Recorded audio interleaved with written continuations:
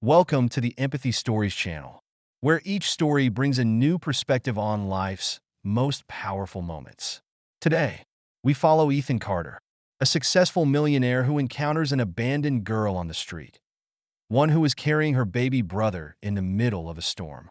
What happens next will touch your heart and change your perspective on kindness and compassion. The skies over San Diego had been clear all morning, the golden sun shining down on the bustling streets, the ocean breeze making the city feel alive.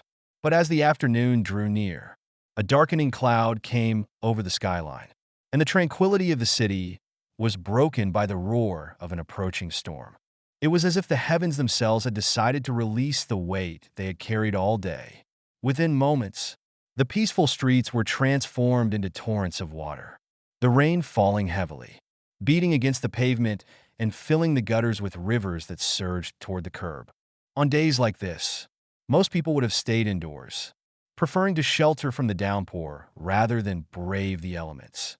But Ethan Carter, a successful businessman at the age of 53, was a man who had become so accustomed to navigating life's obstacles that the weather was merely another challenge to face. He had worked hard to build his career, and now, with his wealth and influence, his life was meticulously structured, every hour accounted for, every task scheduled. But as he sat behind the wheel of his SUV, creeping through the narrow streets, he couldn't shake the feeling that something was missing, something vital, something he couldn't quite put his finger on. Ethan wasn't the type of man to share his feelings, not even with himself. He had learned long ago to focus on what needed to be done. Work. Work was what kept him moving forward. It was the only thing that brought him comfort when everything else seemed empty. Despite his success in business, despite the luxury of his penthouse apartment in the heart of the city, there was an unspoken loneliness that clung to him like a shadow. He had made plenty of money, had met plenty of influential people, but when it came to personal connections, true connections, he had very few. As his car moved slowly through the waterlogged streets, Ethan glanced out of his window at the sudden chaos around him. People scrambled to find shelter, darting into doorways and under awnings as the rain continued to pour down. He couldn't help but notice how quickly life seemed to change. One moment, the city was bathed in sunlight, and the next, it was soaked in water, the sidewalks empty except for the few souls trying to avoid the storm. It was like the calm before the storm had held some deeper meaning, a warning he had been too distracted to notice. At an intersection, he stopped for the red light, the torrential rain pelting against his windshield. His eyes wandered over to the sidewalk to his right, where a small figure huddled against the wall of a nearby storefront. At first, he assumed it was nothing more than another homeless person, seeking whatever cover they could from the rain. But as the rain continued to fall and the girl remained motionless, Ethan's gaze fixed on her. His curiosity piqued. She couldn't have been more than 7 or 8 years old. Her clothes were soaked through, sticking to her small frame as if they were trying to suffocate her. She was clutching something close to her chest, an object wrapped tightly in what appeared to be a tattered blanket. For a brief moment, Ethan's mind raced with questions. Why was this young girl out here all alone, in the middle of a storm, on such a dangerous street? There was no time for indecision. Ethan's instincts pushed him into action, overriding the layers of logic and caution that usually governed his decisions. Without a second thought, he parked his car along the curb and stepped out into the deluge, the rain soaking him instantly. It didn't matter. The girl needed help, and that was all that mattered in that moment. The sound of the downpour was deafening, but he made his way toward her, calling out gently, "Hey, there, sweetheart. What are you doing out here all alone?" His voice was calm and non-threatening, but there was an urgency beneath it that he couldn't quite mask.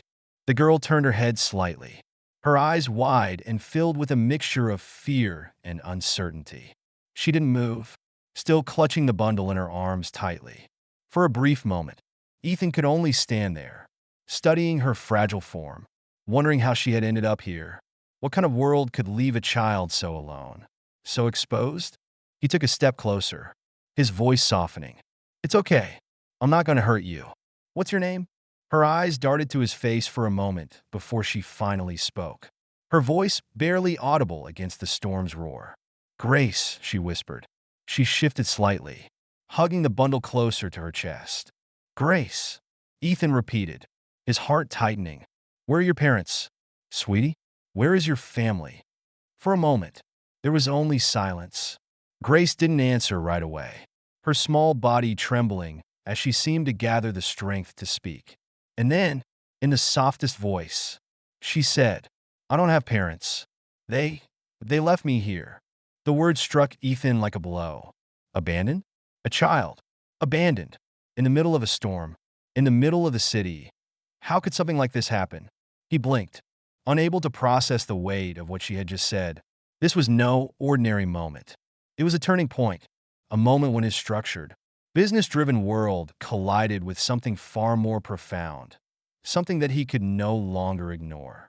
His mind raced, but his instincts, the part of him that had always been ready to tackle a problem head-on, took over.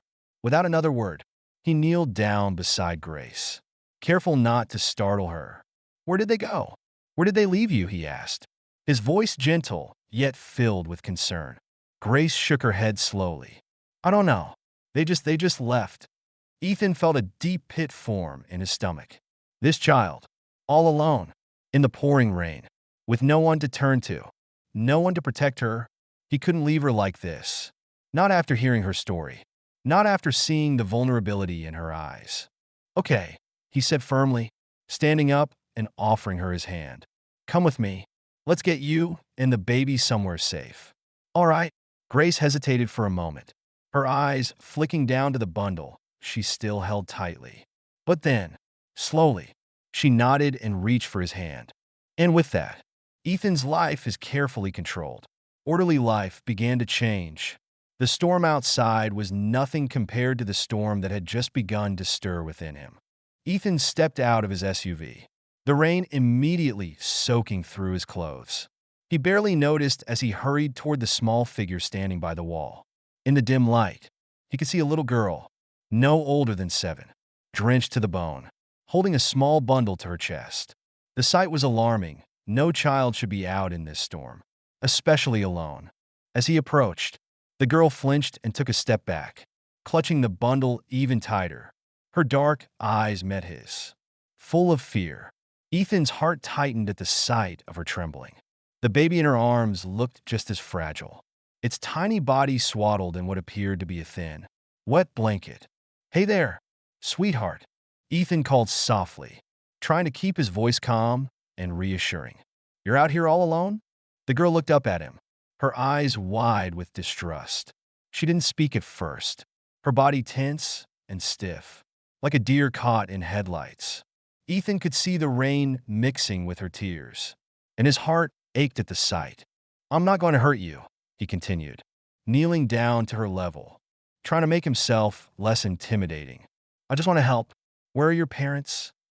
The girl hesitated for a long moment, glancing down at the baby in her arms, before speaking in a voice so soft that it barely reached his ears. "I don't have any. They left me. They just left." Ethan felt a wave of shock wash over him. The words hung in the air, raw and painful. He couldn't imagine the kind of fear this little girl must have been feeling, holding a baby with no one to protect her. "Okay," Ethan said gently, his voice low and steady. "You're not alone anymore. I'll take care of you." He reached out his hand slowly, making sure not to startle her. The girl looked at him for a long moment before slowly stepping forward, her small, trembling hand slipping into his. Ethan could feel the cold of her skin, but the grip was tight, desperate. She had no trust left to give. But in that moment, she had little choice. "What's your name?" Ethan asked softly as he stood up, keeping his hand gently wrapped around hers. "Maya," she whispered, her voice barely audible above the rain. "Okay, Maya," he said, smiling despite the situation. "Let's get you and the baby out of the rain. We'll figure this out." With the baby still tightly held in her arms, Maya didn't say anything else, but she allowed Ethan to guide her toward the car. He opened the door for her, holding the umbrella over both of them, and then helped her into the passenger seat, careful not to startle her. Once she was inside, Ethan closed the door and quickly jumped into the driver's seat. The sound of the rain hitting the roof filling the silence. He started the car, the engine humming steadily. But for the first time in a long while, Ethan felt uneasy. His usual confidence, his business-savvy mindset, wasn't enough to help him understand what had just happened. How had this little girl ended up alone in a storm, with no one to care for her? He glanced over at Maya, who was sitting in silence, still clutching the baby. She hadn't spoken since getting into the car, and her wide eyes were locked on the small bundle in her arms. Ethan could see the worry etched into her face. "Are you okay?" he asked softly, his voice gentle. Maya nodded but didn't speak. Ethan respected her silence. He could only imagine how scared she must be, how unsure of what was happening. But he wasn't going to push her to talk. Not yet. As he drove through the rain-soaked streets, Ethan's mind raced. He had to figure out what to do next. He couldn't just leave her on her own. This wasn't a situation he could walk away from. It wasn't just about helping a stranger. There was something about Maya, about the way she held onto that baby, that made him feel like he was meant to be there for her. The storm showed no sign of letting up, and Ethan could feel the weight of responsibility settling over him. He glanced over at Maya again, her small form hunched over the baby. She was only a child, but she had carried the weight of the world on her shoulders. And now, he was determined to help lift that burden. "I'll take you somewhere safe," Ethan said quietly, trying to reassure her, even though he wasn't sure where that would be. "You're not alone anymore, Maya. You're safe now." And as the rain continued to pour, Ethan made a silent vow to protect her. Whatever happened next, he wasn't going to let her face it alone. Ethan led Maya to his car, the rain still pouring down in relentless sheets. He opened the door for her, urging her to climb in, then carefully settled the baby into the back seat before getting in himself. As they drove away, Ethan's mind raced. The little girl's fragile state, the fear in her eyes, the baby in her arms. It was all too much to ignore. He knew he couldn't just drop her off at the nearest shelter. Something told him that this was no ordinary situation. As they drove through the streets, the city felt strangely distant, as though the chaos of the world outside had melted away in the presence of this tiny family he'd just met. Maya, despite her initial fear, had begun to relax. She sat quietly in the passenger seat, her eyes drooping with exhaustion. Ethan glanced at her a few times, wondering what had led her to this moment, what kind of life she had known before the storm. But he didn't ask. Not yet. When they reached his home, a modest two-story house nestled in a quieter part of the city, Ethan helped Maya and the baby inside. He set them up on the couch, wrapping them both in blankets to keep them warm. Maya, too tired to resist, curled up next to the baby and immediately fell asleep. Ethan stood for a moment, watching over them. The house, which had always felt too quiet, now seemed alive with a kind of soft, fragile hope. It wasn't until later that evening, after the rain had subsided and the city seemed to settle, that Ethan sat down with Maya. She had woken up, her dark eyes still clouded with fear. But there was something softer in her gaze now, a tentative trust. Ethan took a deep breath. "Maya, I need to know what happened," he said gently. "Why were you out there in the rain? Where's the baby's mother?" Maya's eyes filled with tears as she hugged the baby closer. "I don't know," she whispered. "Mom left. She said she'd be back soon, but she didn't come back. I waited and waited, and I didn't know where to go." Ethan's heart broke as he listened to the girl's story. It was clear that Maya, despite her age, had already learned too much about survival, about fear and abandonment. The baby, her sibling, had been left in her care, and Maya had done her best to protect them both. Alone in the world, the silence between them hung heavy. But Ethan knew what he had to do. He couldn't just let them slip back into the streets, alone and vulnerable. "Listen, Maya," he said after a moment, his voice firm but kind. "You don't have to worry anymore. You and your brother, you're safe now. I'll help you. You don't have to be alone." Maya looked up at him, the hint of a smile tugging at the corners of her lips. "You won't leave us?" she asked, her voice trembling with hope. "No," Ethan said, his voice steady. "I won't leave you. I promise." The days that followed were filled with small, quiet changes. Ethan took Maya and her brother to the doctor, ensuring they were both healthy. He reached out to local authorities to try to locate their parents. Though deep down, he feared the worst. He enrolled Maya in school and began looking into adoption options, unsure of how long the authorities might take to resolve the situation. But no matter what, he was determined that they would not go back to the streets. Weeks passed, and as the bond between them grew, Ethan found himself coming to terms with something he hadn't expected: how deeply this unexpected turn of events had affected him. The loneliness he had felt for so long seemed to evaporate in the presence of these two children. The emptiness of his life was now filled with the sound of laughter, of small feet running through the halls, of a family, however unconventional, that was beginning to take shape. One evening, as Maya helped him bake cookies in the kitchen, the sound of her laughter echoed through the house. Ethan couldn't remember the last time he'd smiled so freely. He watched her, so full of life, and the weight of responsibility that had settled on his shoulders felt lighter somehow. This was what he had been missing: human connection, a reason to wake up every morning beyond work, beyond success. It was a family, not born of blood, but formed by love and necessity. The storm that had brought them together had also, in a way, brought new meaning to Ethan's life. As Maya and her brother drifted off to sleep that night, Ethan sat on the porch, watching the stars. For the first time in years, he felt at peace.